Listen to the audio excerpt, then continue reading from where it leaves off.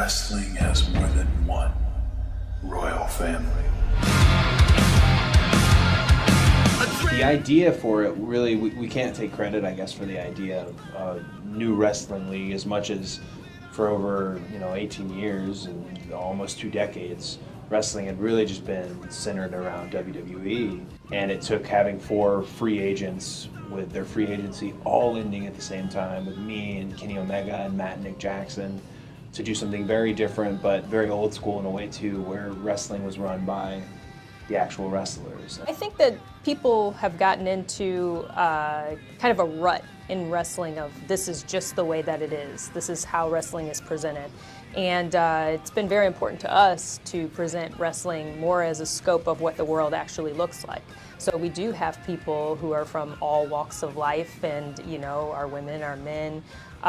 We've got all sorts of races represented in different parts of the world. Some of our wrestlers are coming in from Japan weekly and from Mexico. So we're really just giving everybody a broad scope of what the wrestling world actually looks like. We really surrounded ourselves, like we mentioned, wrestlers running a wrestling company. It's wonderful, but for it not to be Wild West, you have to flank yourself with analytics people and intelligent, just business individuals, and we really, with Tony Khan and that organization, surrounded ourselves with some of the best, which is why we came to Indianapolis, because all this data seems like this is such a hotbed for wrestling and hasn't been properly serviced with a live TV in some time. So I was glad that we could do it. I'm excited for it. One of the highlights of it is our partnership with a company called Culture City, and they help us make events truly inclusive, meaning that we cater to everyone, including people who have sensory issues. So for the longest time in wrestling, it's been difficult for these people to come to these events because there are so many elements of a live wrestling show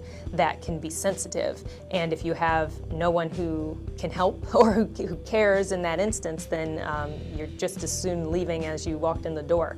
So we partnered with Culture City, and the event tonight is the kickoff of all of our Dynamites being sensory inclusive. They've got noise canceling headphones, they have fidget tools, they have nonverbal cue cards for people who don't speak. They're really fantastic. The biggest star at AEW, we could say it's Chris Jericho, but more realistically, the biggest star in the company is the fan base.